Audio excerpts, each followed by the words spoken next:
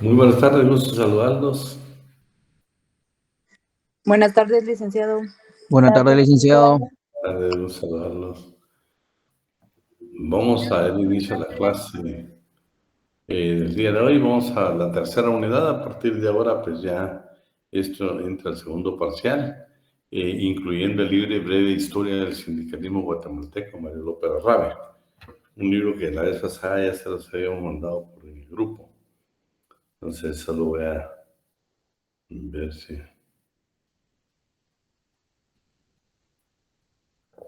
Vamos a pedirle al asistente que...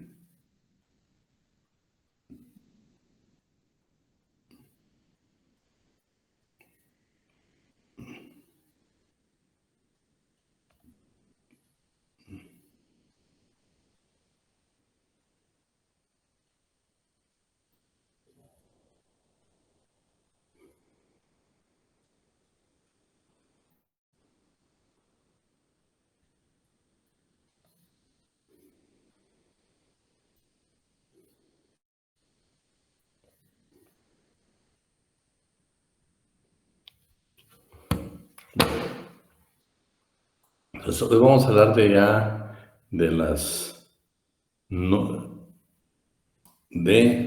tercera unidad, que son las formas de organización colectiva, que son dos, la coalición de trabajadores y la asociación profesional. Vamos a comenzar a hablar de la coalición de trabajadores. Vamos a hablar su historia, su definición, sus características y su procedimiento legal. Al hablar nosotros de su historia vamos a encontrar tres etapas. La etapa de la prohibición, la tolerancia y el reconocimiento por la legislación.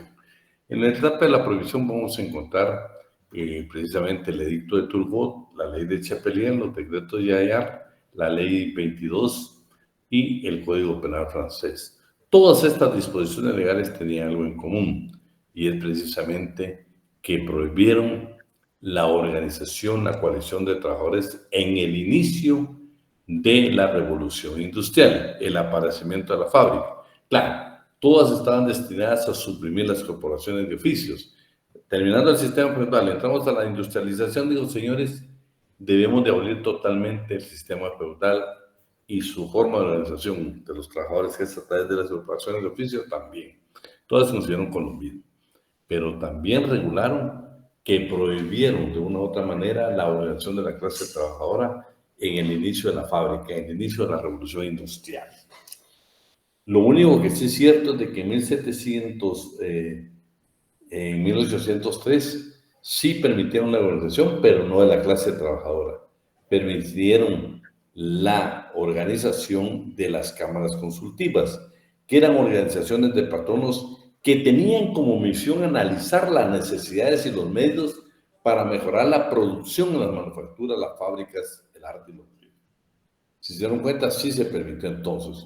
En la etapa de la prohibición de la coalición, sí se permitió, pero no la coalición de trabajadores. Se permitió la coalición de los empleadores, de los patronos, a través de las cámaras consultivas. Entonces, sí tenemos un tipo de relación de la prohibición, pero de patronos y no de trabajadores.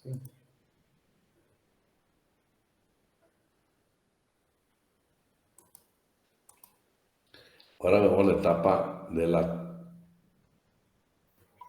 etapa de la tolerancia. Por favor, le ponemos mucho ojo para efectos de examen a aquella organización de patronos que sí se reconoció en la época de la prohibición de la coalición de trabajadores al inicio de la revolución industrial. En la etapa de la tolerancia se aparecen tres aspectos importantes que debemos de conocer. ¿Sí, Armando?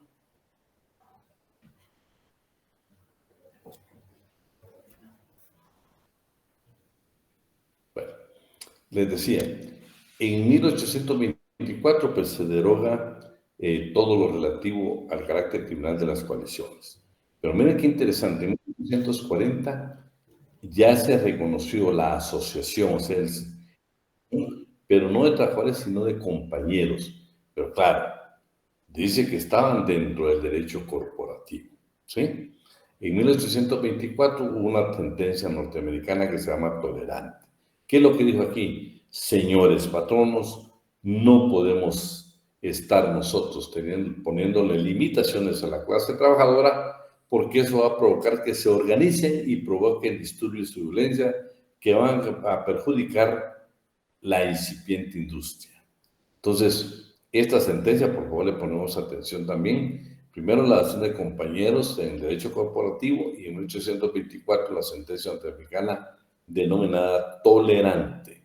En Francia, dice que ya se obtuvieron primero las acciones profesionales, ya se reconocieron como tales. Y en la industria de la sede, los obreros lograron tener un contrato colectivo con el patronato. Es interesante. Primero, sindicato en el mundo se ve en Inglaterra, pero el primer contrato colectivo en el mundo, hablando del derecho colectivo, se dio en Francia, por favor. Hacemos esa anotación, por favor, ¿sí? En Estados Unidos de Norteamérica también aparece la Noble Orden de los Caballeros del Trabajo, organización que tenía como fin sustituir el sistema de trabajo asalariado por el de la sociedad corporativa mediante la educación y un sistema normativo. Le ponemos atención a los últimos 4 incisos para efectos de examen, por favor, ¿sí? Etapas de reconocimiento en la legislación. Francia, normas de reconocimiento del derecho de coalición y la licitud de la huelga en 1864. La ley de igualdad fue importante porque derogó o abrogó la ley de Chapelier y directo de Turgot y legalizó el derecho de los sindicatos, o sea, el derecho de organizarse en asociaciones. Definiciones. Bueno, estas solo vamos a leer 2. Néstor de Ben y Mario de la Cueva.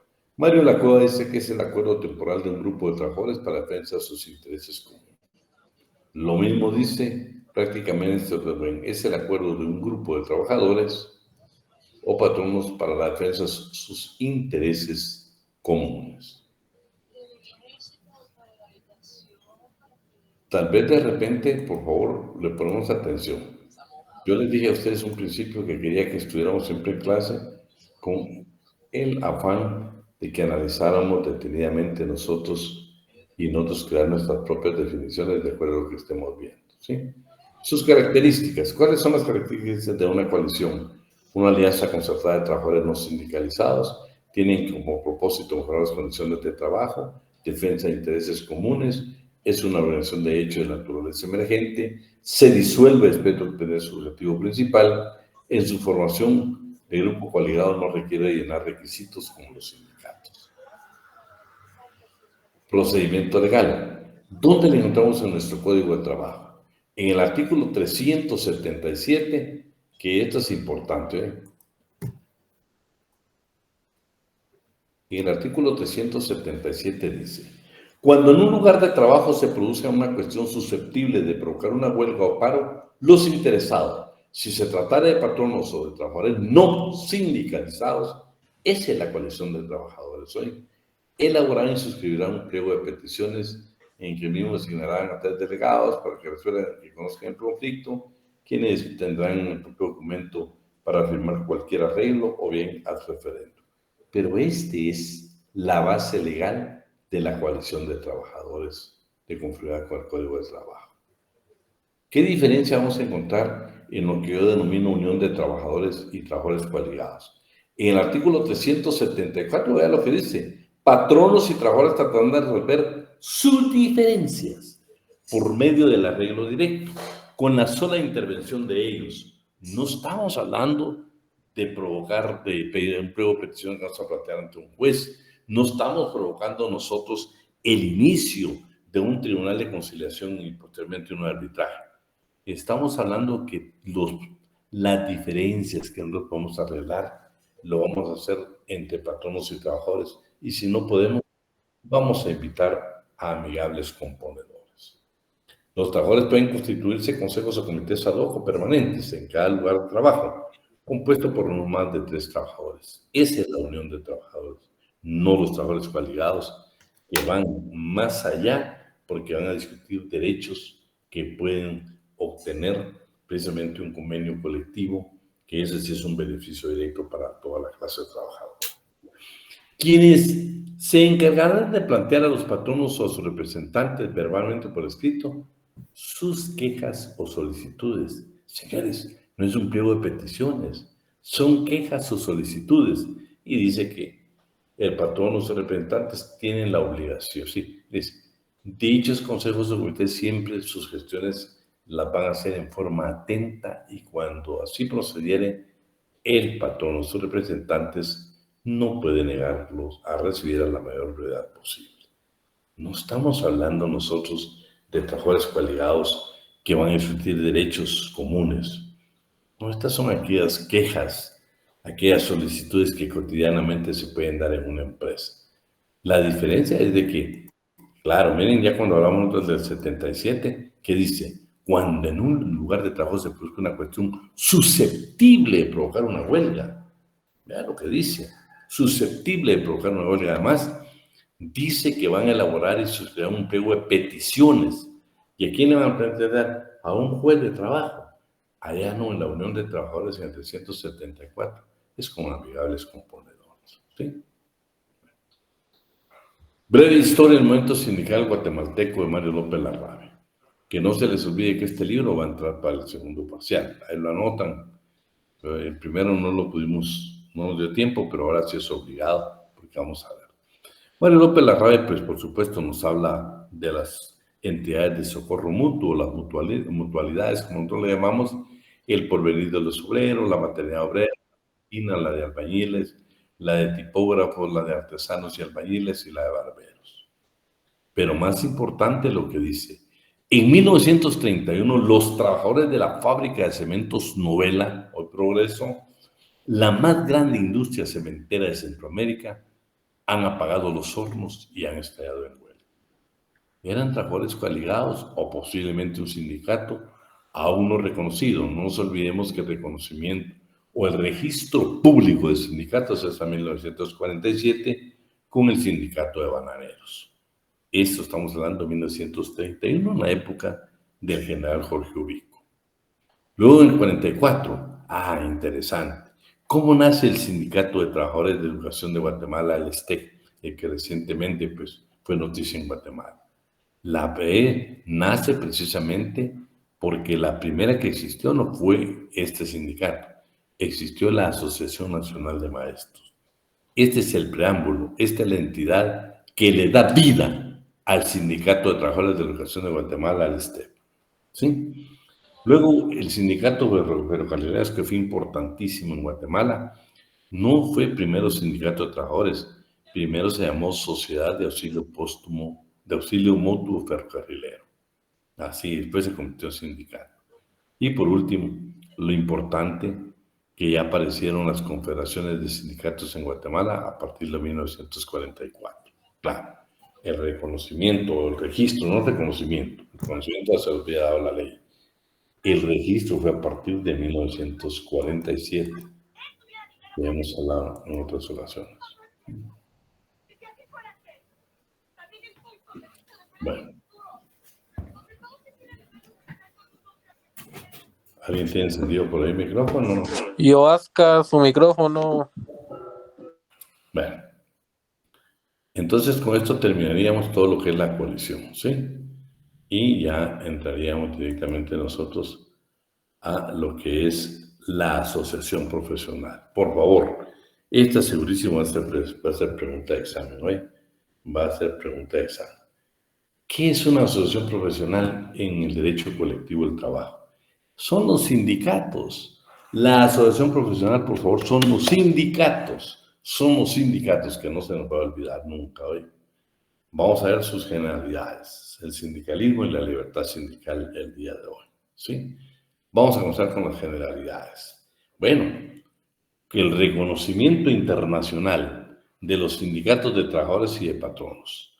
Vamos a ver qué pasó primero con los trabajadores. En Inglaterra, en 1824 el Parlamento británico reconoce el derecho de obligación profesional de los trabajadores.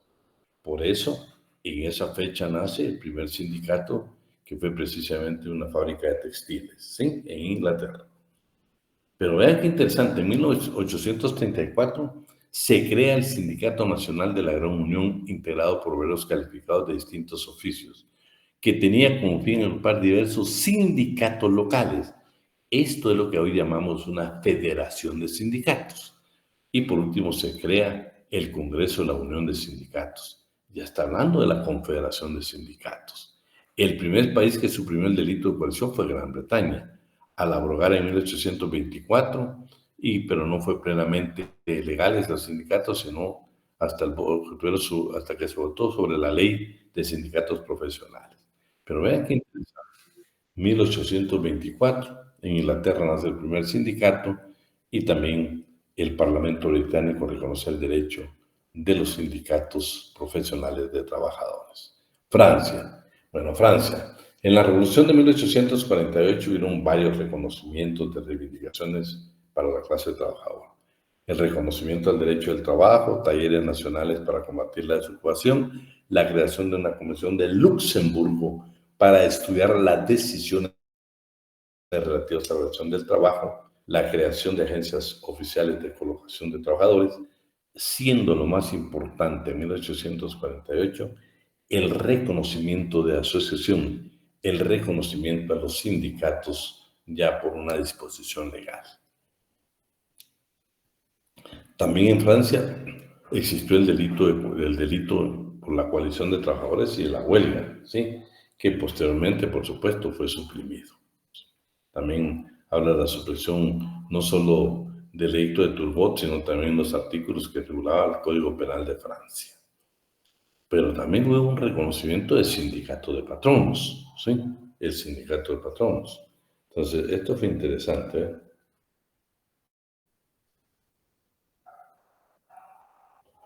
Ahí, tal vez si se revisan en el grupo, ahí estamos enviando ya el libro que va a entrar para el segundo parcial. Bueno, entonces estamos de patronos. En Inglaterra, en 1889, se reconoció el sindicato de patronos a través de una ley orgánica que constituye la Alianza Sindical del Comercio y la Industria en Inglaterra. Eran sindicatos de patronos, ¿eh?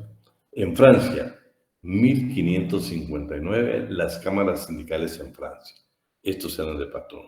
Si yo le preguntara en el examen, ¿qué país en el mundo reconoció por primera vez un sindicato de patronos? Fue Francia en 1859, las cámaras sindicales de Francia. Luego está el Comité Central de Cámaras Sindicales de Francia y la Confederación Central de Producción Francesa. Todos estos son de origen de patrón, de patrón. Entonces ya con eso terminaríamos una historia así breve del sindicalismo, dónde se dieron los sindicatos, cómo se dieron los sindicatos. Solo permítanme que... Bueno, ahora sí vamos a hablar de la siguiente etapa, que es el sindicalismo, ¿sí? El sindicalismo, vamos a ver su historia y los pensamientos y corrientes. Vean, comenzamos a hablar de la historia de los sindicatos. Por cierto, anote esa pregunta, yo todo modo se la voy a hacer. ¿Se recuerda cuál fue el único sindicato de patronos en Guatemala? No sé si alguien tiene por ahí ese dato. El único sindicato de patronos en Guatemala.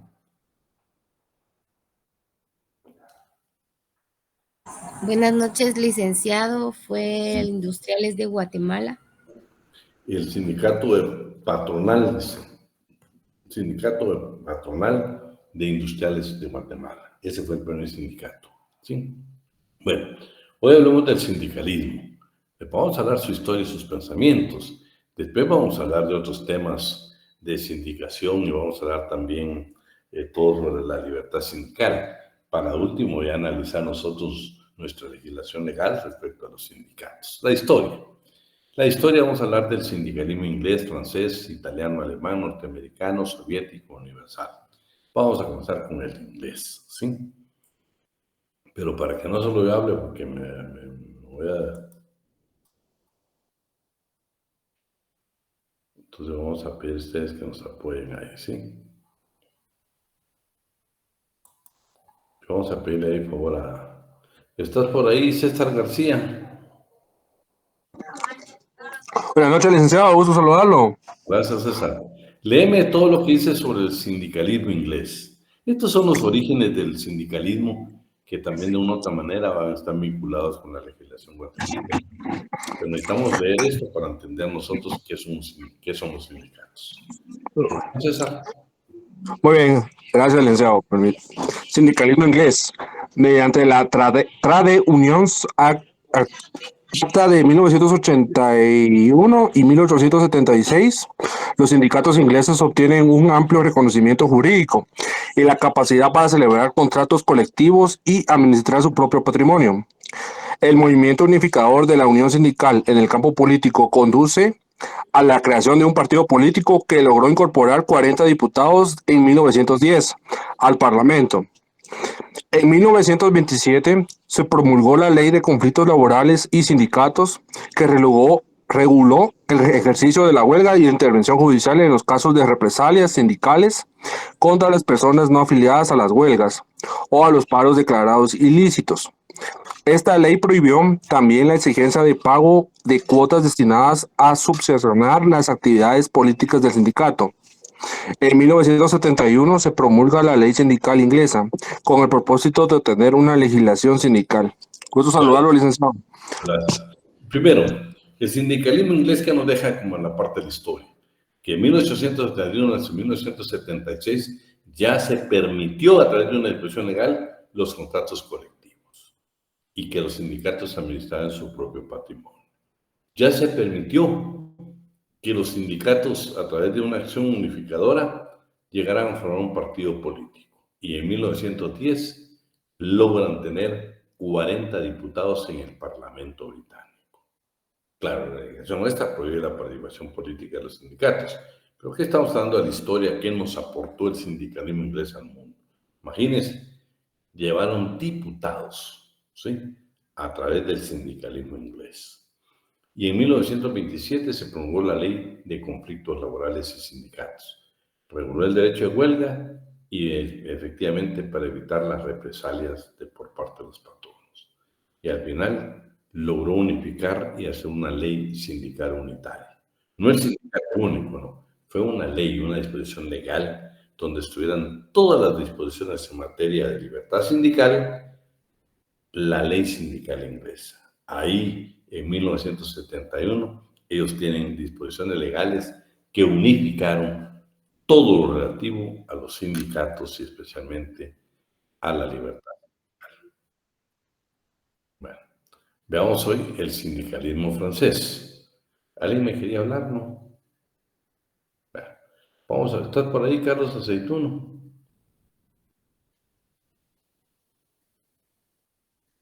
Carlos Aceituno. Carlos Aceituno. No vino. Carlos Daniel López.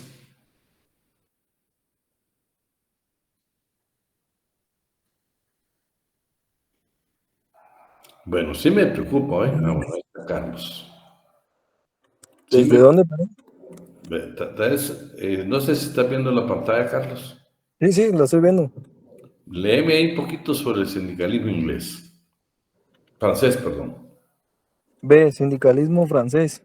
La ley del 21 de marzo de 1884 reconoció la existencia de los sindicatos y les concedió el derecho de constituirse libremente como organismo de defensa profesional, si bien con el carácter de simples agrupaciones privadas. La ley de 21 de marzo de 1884, obra del ministro Waldeck-Rousseau, tiene una gran importancia para el desarrollo del sindicalismo en Francia. Sus principios básicos fueron los siguientes. Déjame decir, espera. Abrogación de la ley de Chapelier. La abrogación de los artículos 414 y 16 del Código Penal francés. La inaplicabilidad de los artículos 291 y 294 del Código Penal.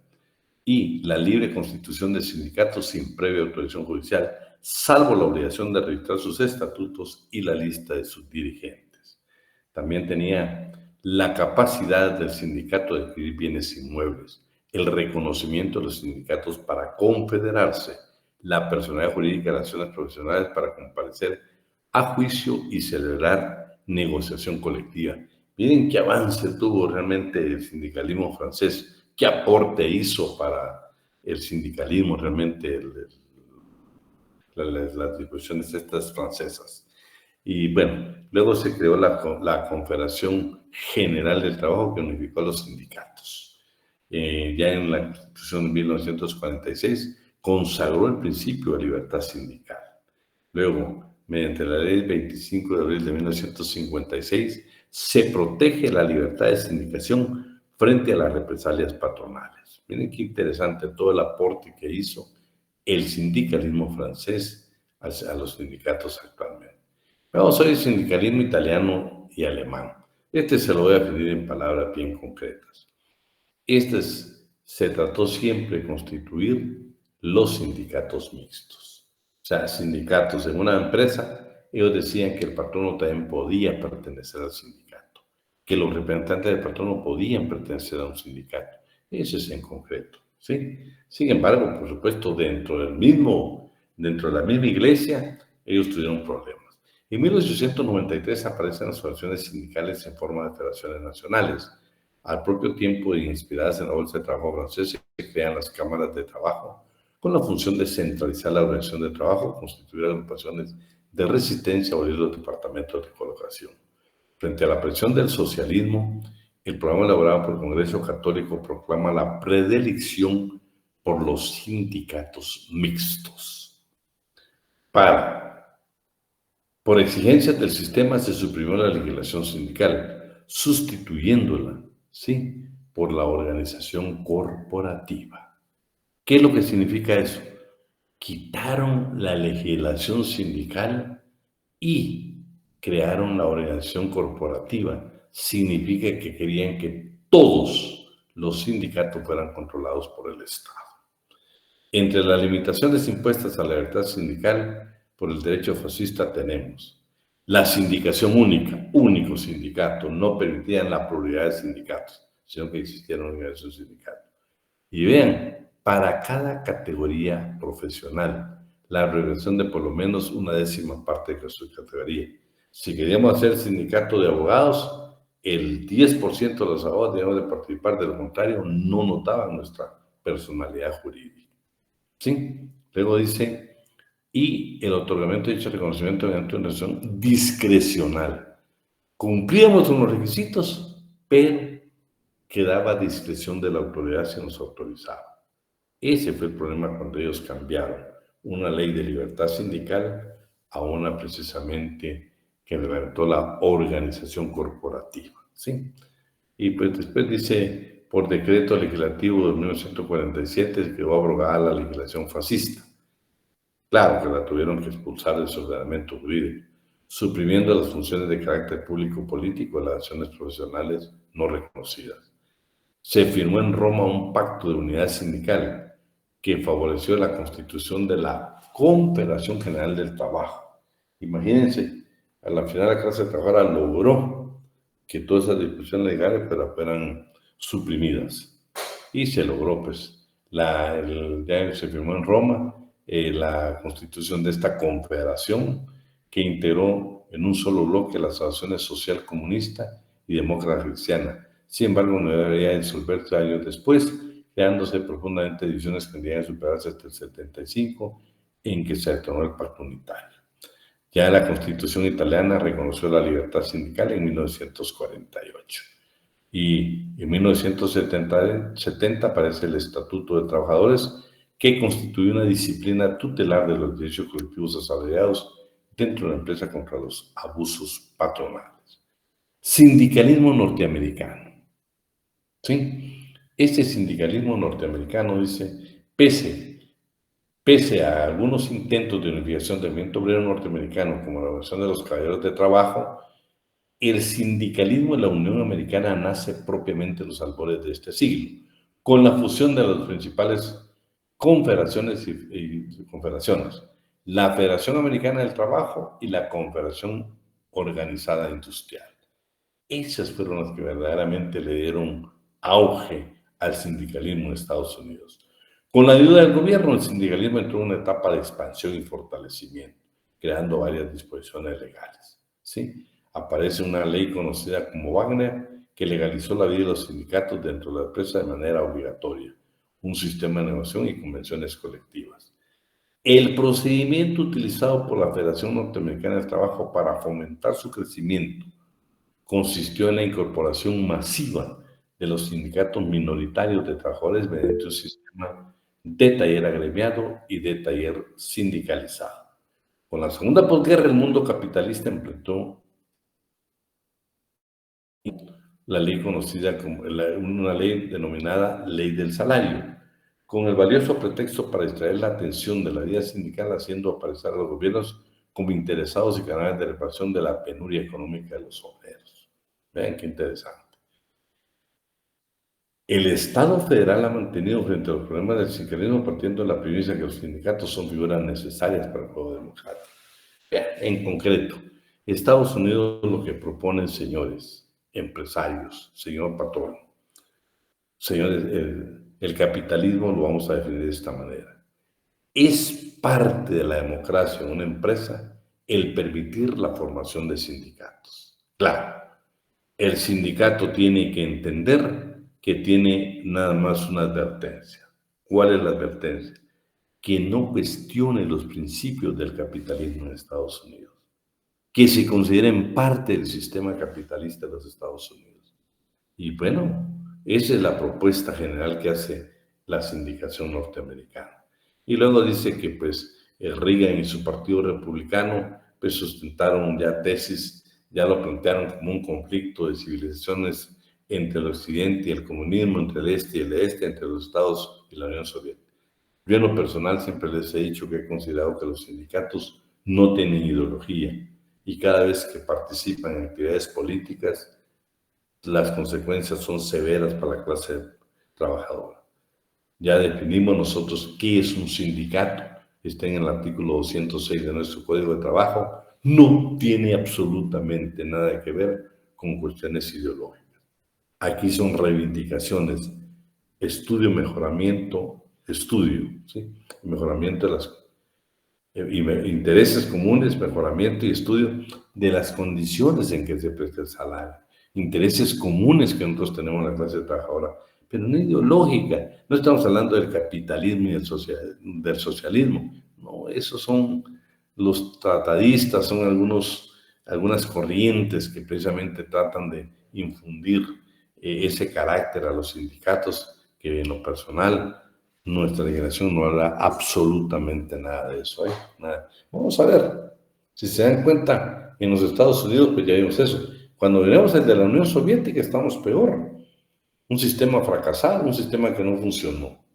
El proletariado al poder y al final la Unión Soviética desaparece. No funcionó el sistema. Bueno, pero vamos a terminar esto. Entonces, Ronald Reagan y su partido pues quiso hacer estos postulados como algo político a nivel internacional. Eso es lo que está diciendo. El soviético, ¿sí? El soviético, entonces, lo vamos a ir en 3 etapas. La primera etapa, considerar la reacción de la teoría sindicalismo revolucionario, teoría sindicalista revolucionaria. Y vean, en la Constitución ya que se consagró la libertad de los sindicatos, la libertad de asociación profesional. La segunda base, una nueva política económica. Dice, se caracteriza por la sujeción de las organizaciones profesionales a las convenciones colectivas de trabajo. En esta nueva etapa se aporta la formación de una auténtica legislación sindical. Acuérdense que el sistema soviético, el sistema socialista, lo que pretende es que sea la clase trabajadora la que gobierne, en palabras sencillas, ¿sí? Pero fracasaron ellos en su intento. Y la última etapa, con la asimilación de los sindicatos por el Estado y la adopción de un sistema de planes quinquenales, la Constitución ya confirmó las relaciones sindicales reconociéndoles el carácter de organizaciones públicas y confiriéndose el derecho al voto. Bien, al final, cuando usted lee toda la parte de la parte soviética, pues hablan ellos de que el proletariado va al poder, el proletariado debe ser que tenga los medios de producción, un sistema que fracasó. Y fracasó no porque lo digo yo, no, fracasó en la historia. Hoy por hoy no existe la Unión Soviética, hoy por hoy no existe el bloque soviético. Los países se independizaron y cada quien tomó su rumbo. ¿Se recuerdan cuando hablamos ahí de la huelga, por ejemplo, en Polonia, liderada por Lech Walesa? Dice que a partir de ahí ellos se separan del bloque soviético. Y es más, las reivindicaciones que se pelearon en ese entonces fue precisamente porque habían dos principios consagrados en la Organización Internacional del Trabajo que ni siquiera eso se respetaban en Polonia, que era parte del bloque soviético.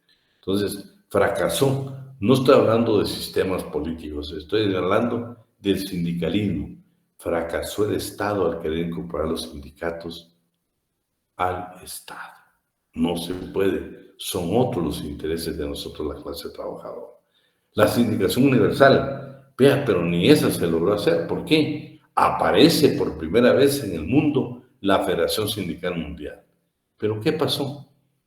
Se dividieron y quedaron tres grandes. Está la Confederación Internacional de Sindicatos Libres, la Federación Sindical Mundial y la Confederación Internacional de Sindicatos Cristianos. La misma clase trabajadora se divide y crea tres vertientes. Imagínense los intereses, que ya aquí estamos hablando de intereses de la clase trabajadora, pero no de acuerdo en algún tipo de discusión en cuanto a las condiciones que prestan los servicios, o posiblemente de poder. Pero tampoco la sindicación universal ha sido la solución a los problemas de la clase trabajadora. Ahora veamos estas corrientes que son doctrinarias. Estas nada más son pensamiento y corrientes del sindicalismo. Hay dos, el sindicalismo coadyuvante y el revolucionario. En el coadyuvante tenemos el reformista, tenemos el cristiano y el sindicalismo de Estado. El reformista, en pocas palabras, dice: señores, demostrémosle a la clase trabajadora que no hablemos de socialismo, hablemos de una sociedad de consumo.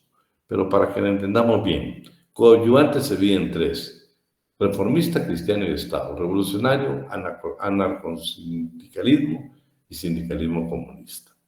Veamos hoy el sindicalismo coadyuvante. Vamos a preguntarle, Carlos Daniel López ya me ayudó, ¿va? Celso Emanuel, ¿estás por ahí?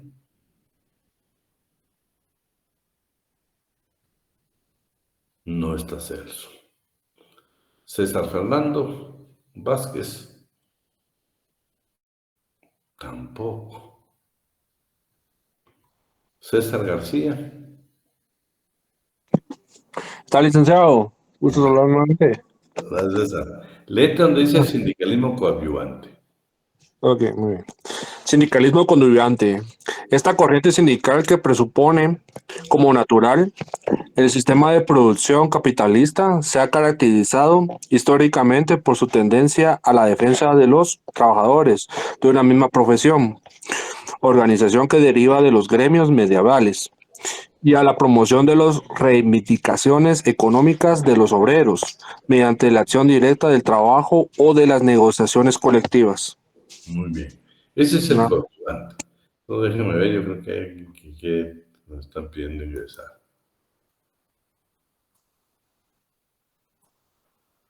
Bueno, ahí estamos.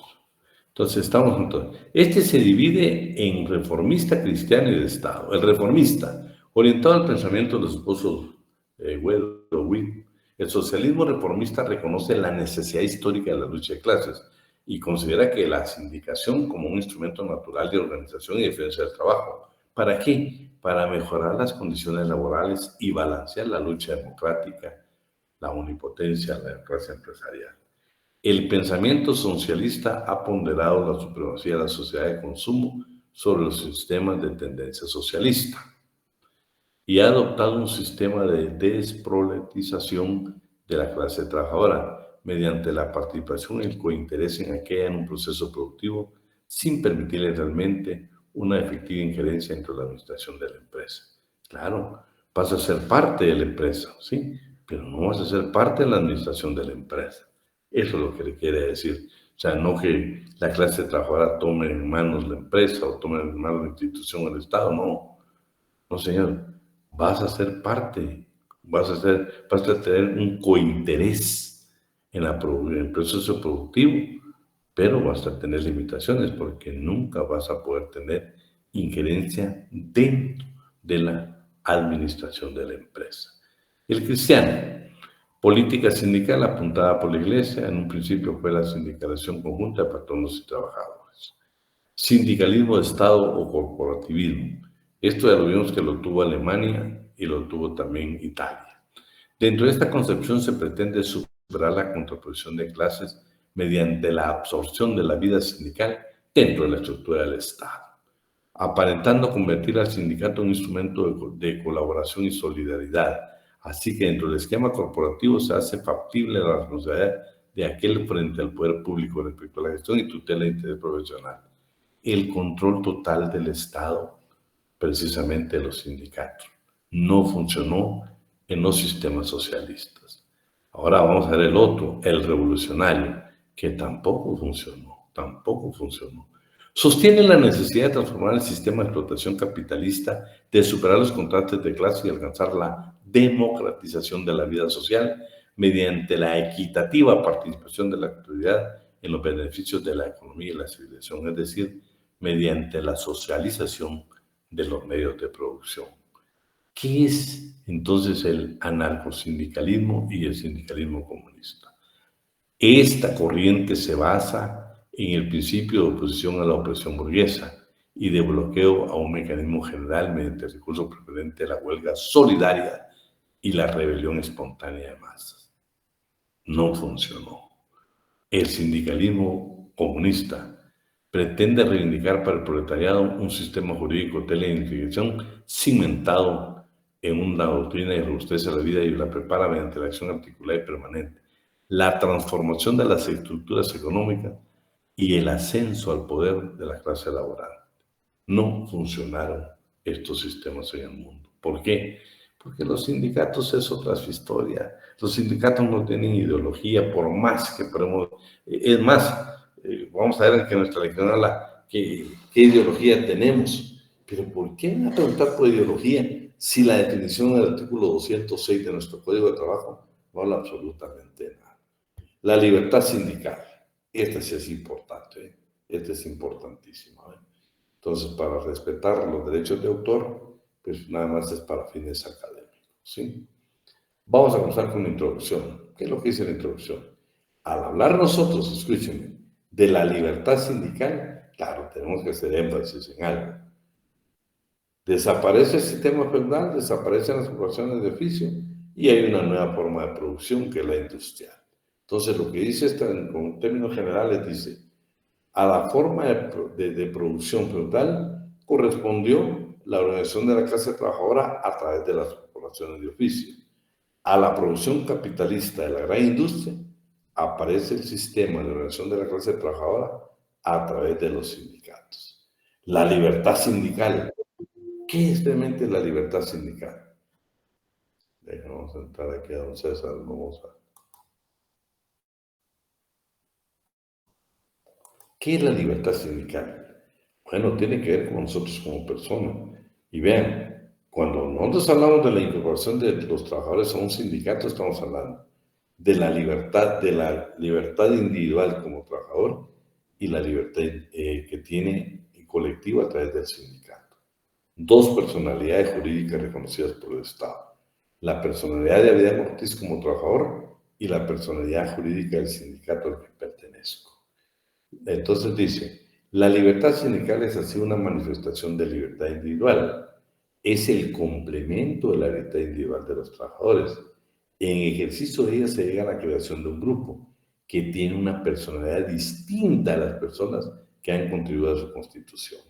La libertad sindical ya tiene como sujeto no solamente al individuo, sino también al sindicato.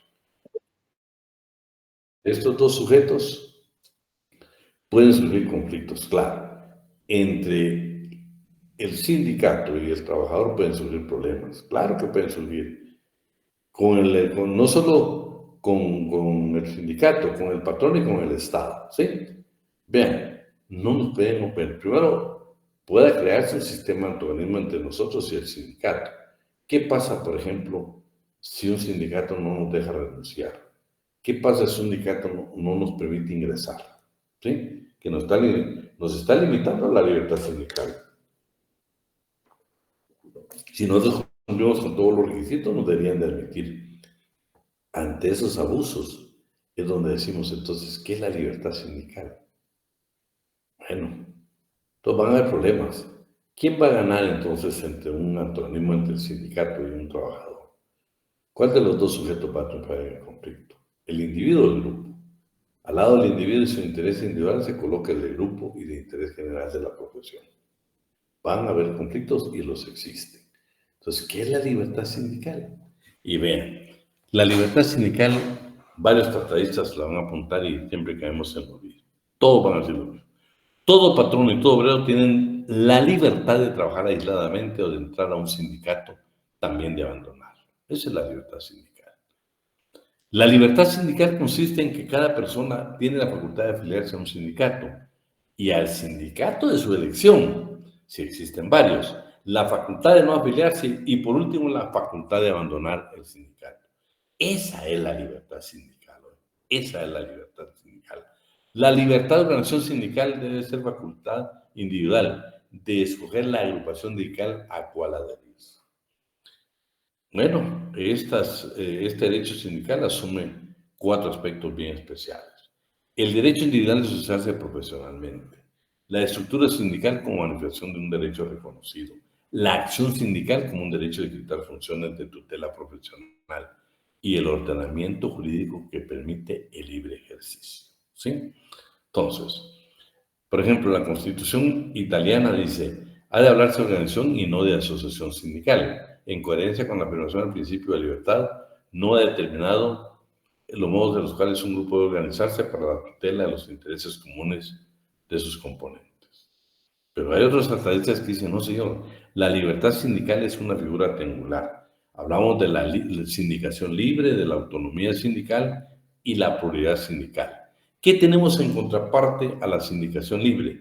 A la sindicación obligatoria, a donde nos quieren obligar a pertenecer a un sindicato. Cuando yo debo hacerlo, pues yo debo elegir mi sindicato. O sindicación libre. Bueno, que yo decida realmente si me voy a afiliar a un sindicato o no, pero no obligarme a pertenecer a un sindicato. La autonomía sindical contra el dirigismo sindical, claro que es un problema. El sindicato como tal es hermoso. El problema muchas veces tenemos con la propia dirigente sindical, ¿sí? Yo ahorita hay un caso en la oficina de un sindicato que no le quiere permitir a sus trabajadores apartarse, renunciar del sindicato.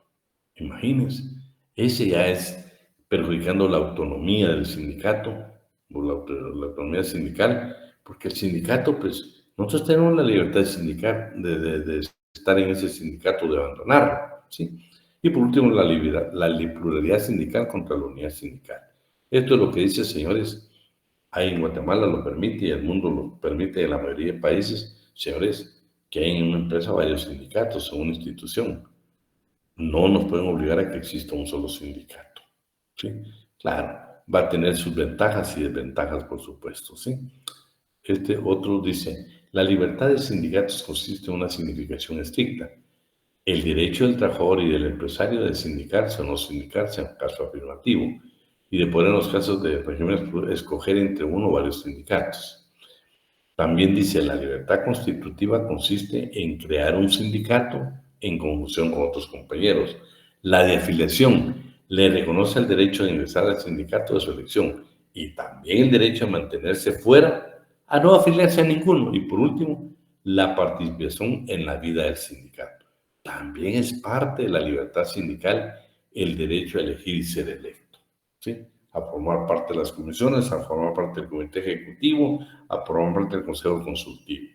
El problema es que vimos que se dan problemas del trabajador contra el sindicato, porque muchas veces, y en la mayoría de ocasiones ustedes han visto, que únicamente no existe democracia, sino que en esta elección el de actas pasa a ser el general, el de organización pasa a ser el de actas, y en la otra ya le toca al de organización ser el general, después el de general que ya estuvo anteriormente. Bueno, yo en lo personal creo que debería haber alternabilidad en el cargo para fortalecer la democracia entre los sindicatos. Es mi concepto muy personal y yo creo que usted va a hacer su propia evaluación, pero ese es un problema serio que se tiene. Los sindicatos de acciones de empresarios expresan la libertad sindical que tiene 2 bases sustentadoras esenciales. Una de carácter colectivo, el derecho de fundar o organizar un sindicato, y un carácter individual, el derecho de afiliarse a un sindicato que se prefiera o el de no afiliarse a ninguno. ¿sí? Dimensión individual concreta los derechos del individuo frente al Estado y demás poderes públicos, frente a la empresa y frente al propio sindicato. Bien, podemos tener limitada la libertad sindical frente al Estado, frente al Estado y sus poderes públicos, frente a la empresa y frente al propio sindicato. Dice, la dimensión colectiva hace referencia a los derechos de autoorganización, autonomía normativa y autonomía conflictual. Claro, ustedes saben que los estatutos de un sindicato los elaboramos nosotros los trabajadores y los problemas internos de nosotros van a estar en los estatutos, cómo los vamos a resolver, ¿sí? En términos generales, la libertad sindical nosotros la podemos decir, señores, el derecho de constituir un sindicato, el derecho de pertenecer al sindicato, el derecho de no afiliarnos a un sindicato, el derecho de abandonar el sindicato, el derecho a la participación dentro de la dirigencia de los sindicatos. Eso en concreto es la libertad sindical. La Organización Internacional del Trabajo, esto es interesante, porque la Organización Internacional del Trabajo dice, señores, necesitamos nosotros tener principios para que los países o los estados miembros, los estados que son afiliados a nosotros, tengan precisamente esa obligación. Necesitamos sustentar principios constitucionales y convencionales. Constitucionales, no estamos hablando de constituciones, no de la constitucional habla aquí, porque es de la Constitución de la OIT. Y tenemos dos casos. En el preámbulo de la Constitución de la Organización Internacional del Trabajo se encuentra la frase libertad sindical. Y en el apartado del numeral 1 de la Declaración de Filadelfia queda manifestado la libertad de opinión y de acción es esencial para el progreso constante. Sí la tiene, pero no la tiene desarrollada. Entonces, ¿qué hizo la Organización Internacional del Trabajo? Señores, necesitamos que los Estados miembros, los que han ratificado convenios de nosotros, los que son miembros de la Organización Internacional del Trabajo, pues le vamos a dar principios para que puedan interpretar la libertad sindical. Y para eso, pues tomó la decisión de crear 4 convenios. El convenio número 11, el número 84, el 87 y el 98, para definir los principios de la libertad sindical. Esto lo hace una entidad como la Organización Internacional del Trabajo, la famosa OIT, ¿sí? Veamos estas últimas partes. El respeto del principio de libertad sindical, como resulta en el preámbulo y de la Declaración de Filadelfia, han sido considerados con razón como una obligación más impuesta constitucionalmente a los Estados miembros. Pero no está hablando de la Constitución de cada Estado, ¿no? Desde que nosotros somos miembros de la OIT, nos vamos a sujetar a la Constitución, el momento que se hizo la OIT. Esa es la Constitución que está hablando. Hay que considerar que la OIT es una organización permanente, por lo que los conceptos requieren de una interpretación evolutiva que permita adaptarlos a un mundo constante, de constante cambio, de forma tal que asegure la permanencia de la organización y de sus principios. Normas pueden aplicarse sin violar textos de una interpretación evolutiva y flexible. Algunos tratadistas consideran que la Constitución y los tratados de la Organización Internacional del Trabajo contienen los siguientes principios de libertad sindical. Derecho de constituir organizaciones sindicales. Derecho de afiliarse a estas organizaciones. Garantías del derecho a libertad. ¿Cuáles son esas garantías? Tenemos 11. La abstención de las autoridades públicas de entrometerse en la formación de un sindicato. Facultad de elaborar sus estatutos. Elegir libremente a sus representantes. Organizar su gestión y actividad. Formular su programa de acción, no estar sujetos a disolución o suspensión por la vía administrativa. Ya lo vimos en una clase, pero lo vamos a ver más adelante detenidamente.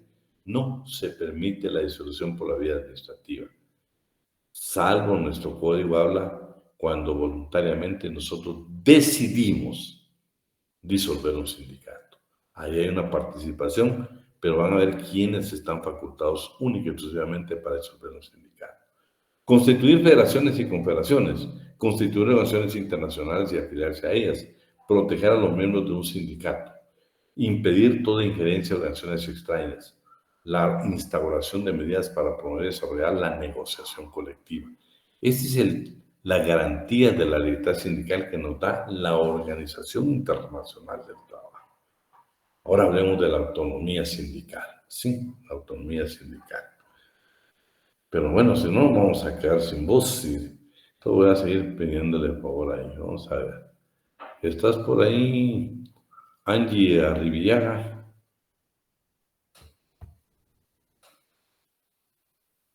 No está.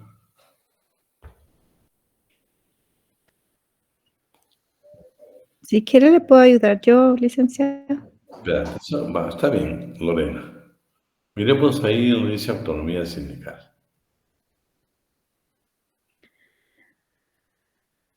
Para el maestro Eduardo García Maínez, una noción legal del término autonomía es la capacidad de una persona individual o colectiva de darse leyes que han de regir sus actos. En otras palabras, es la posibilidad que un ente jurídico tiene de autodeterminarse. La autonomía referida a los sindicatos representa sin más esa libertad de movimiento o de acción que es consecuencia del ejercicio de derechos subjetivos de índole social.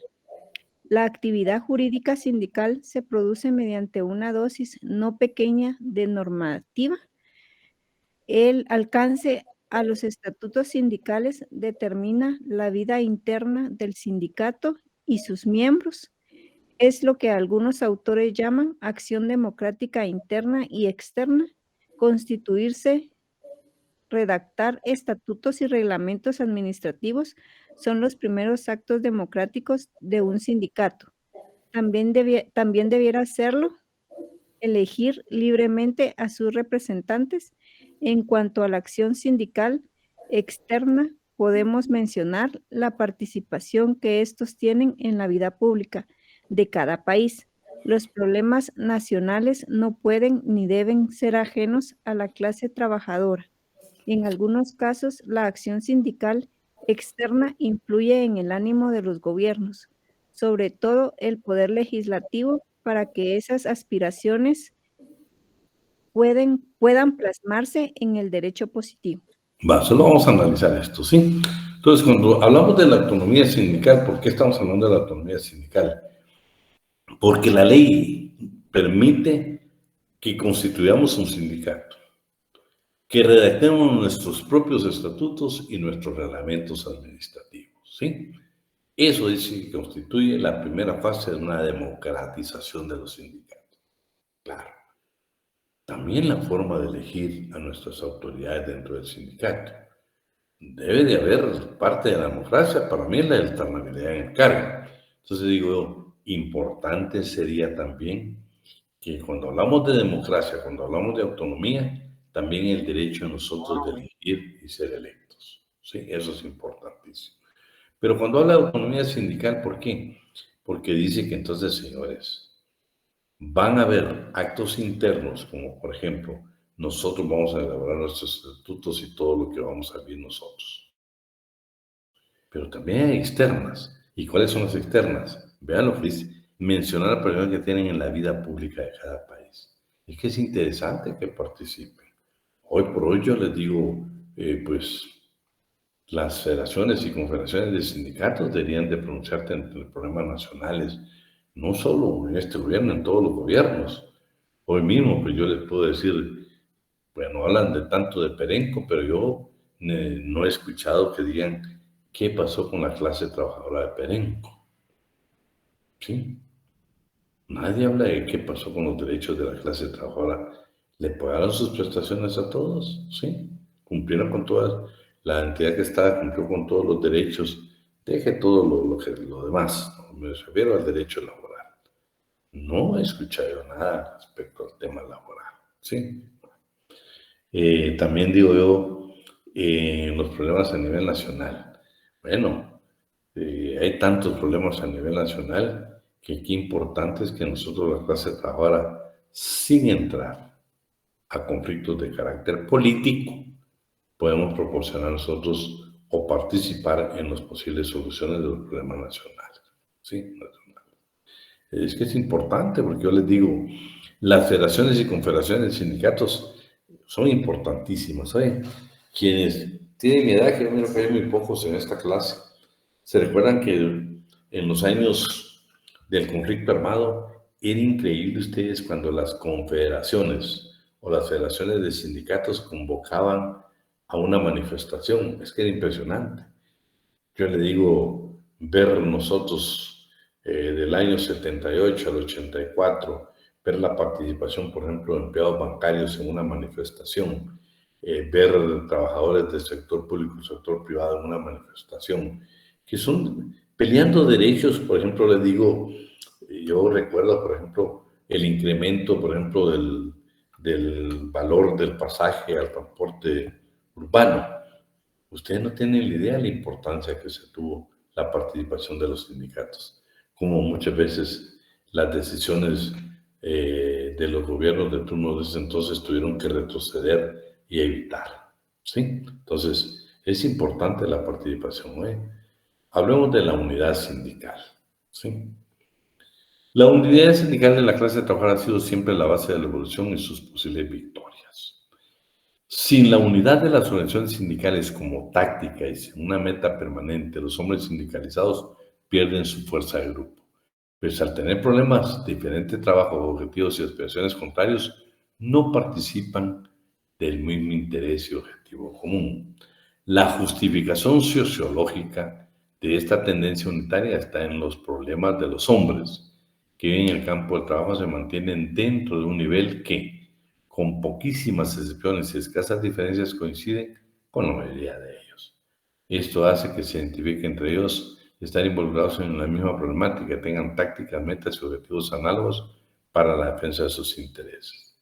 Mientras se mantenga la división en las filas de los sindicatos y esto las federaciones y confederaciones que los agrupan, la clase obrera seguirá negando a sí misma la pluralidad de cambiar sus estructuras injustas. El problema fundamental de la clase trabajadora es el problema de la unidad.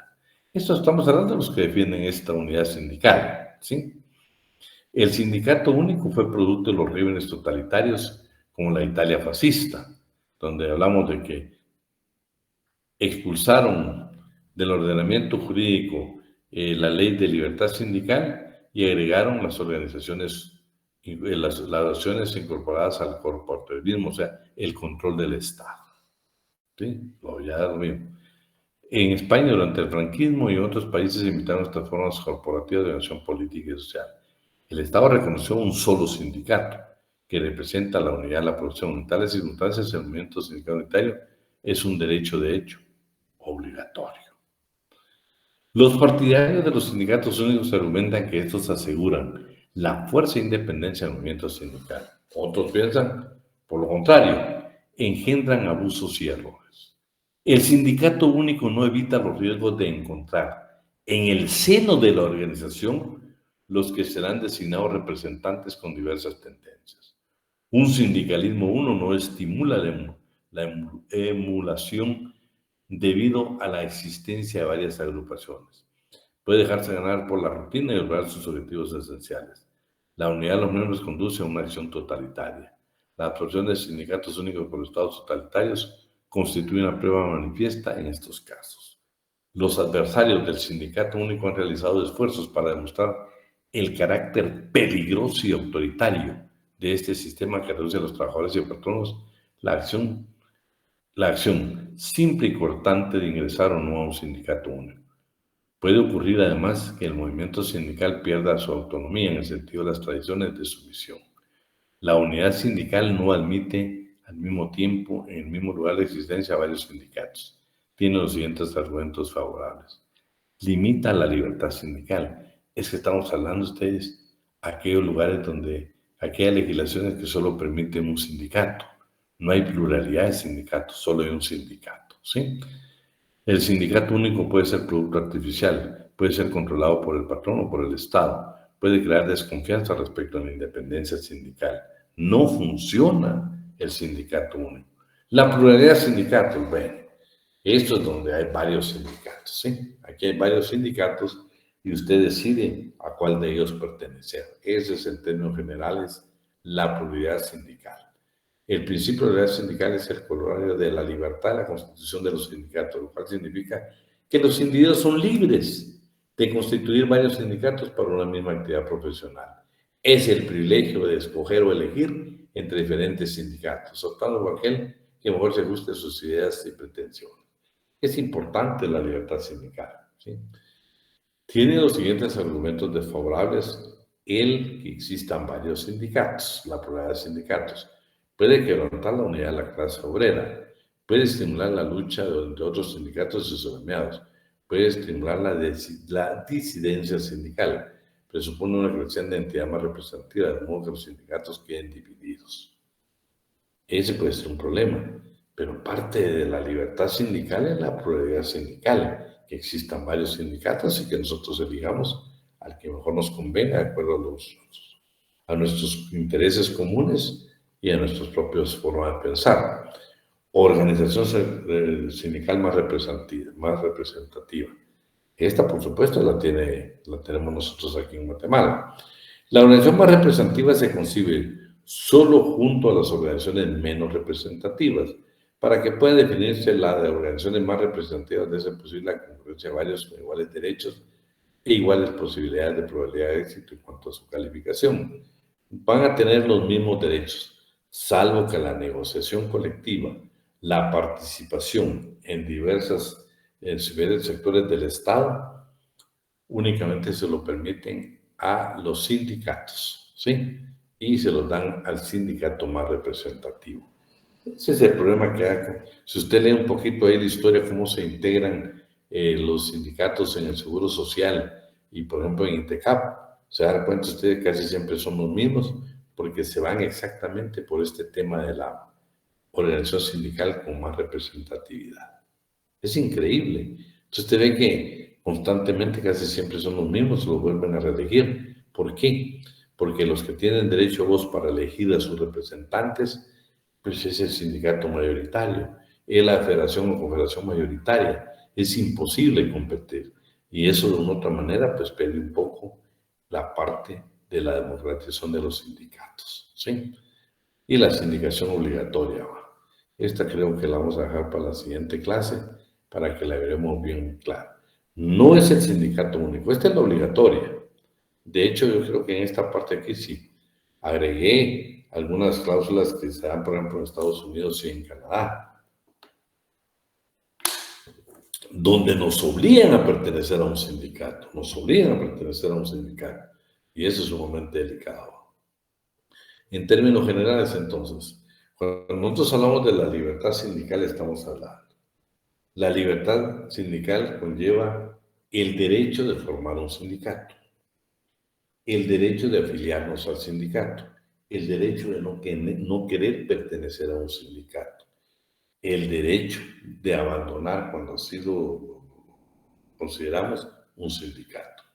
¿Recuerden? Esas son libertades sindicales. El derecho a participar en la elección de los representantes de los trabajadores, especialmente en el comité ejecutivo, consejo consultivo, integrar comisiones. Es que todo eso es parte de la libertad sindical. Y claro, yo les digo, la autonomía. ¿Por qué tenemos autonomía? Tenemos autonomía interna y externa.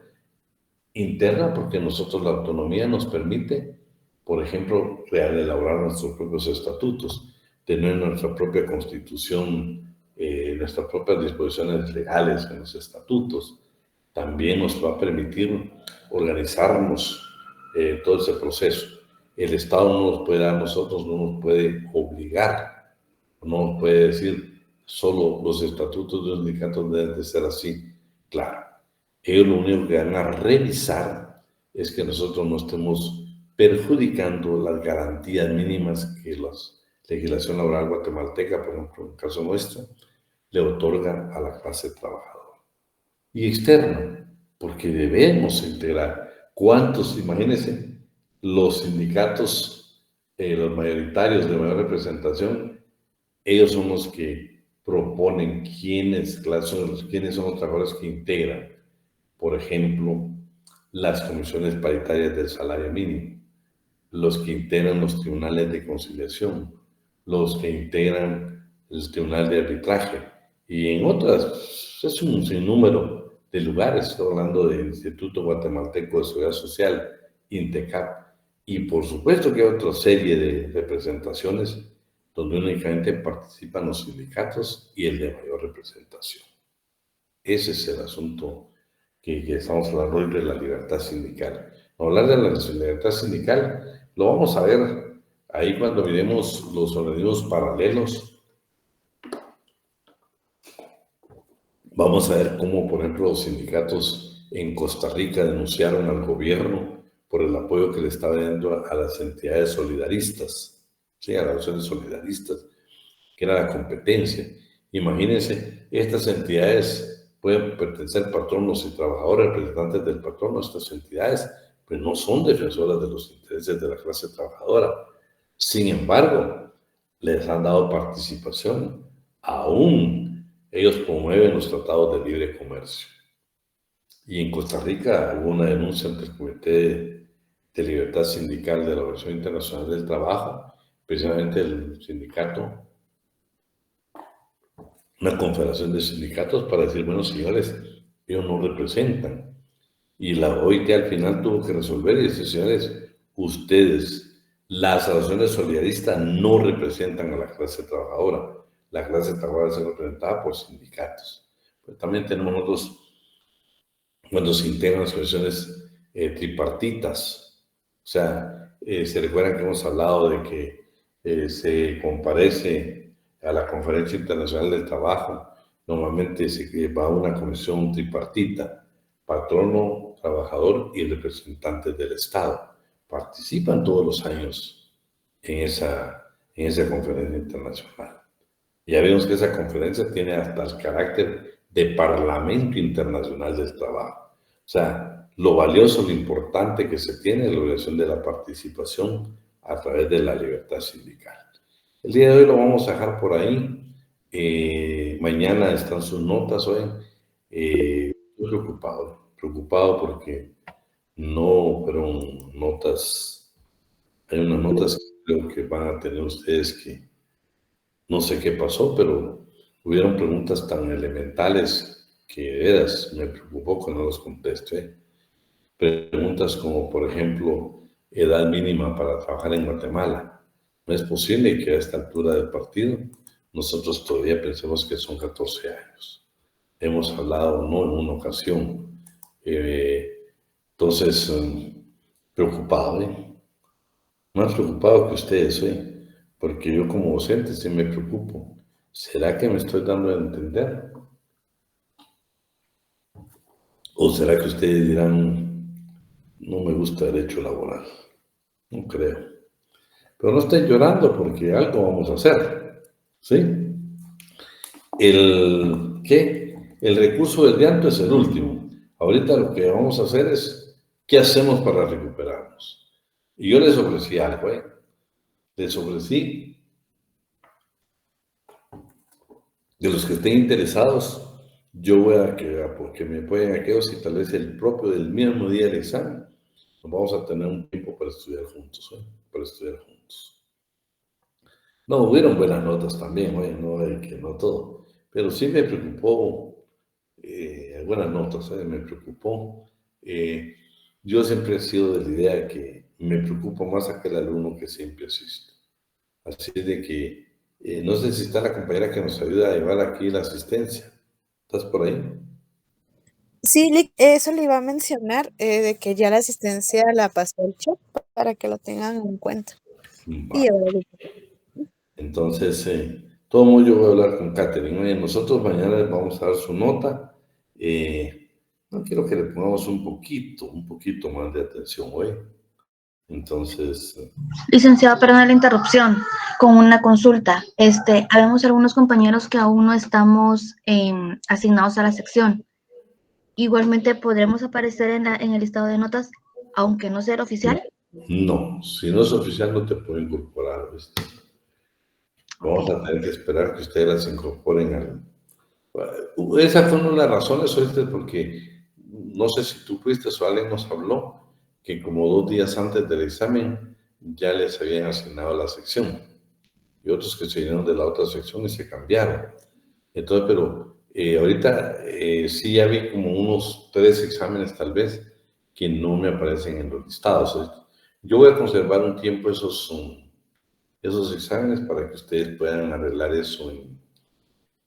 Hablen ahí los muchachos de atención al estudiante, se los pueden apoyar.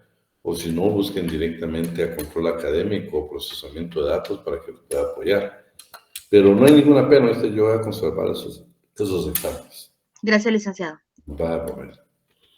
Bueno, jóvenes, entonces, no se preocupen, hoy mañana ya salimos de las dudas.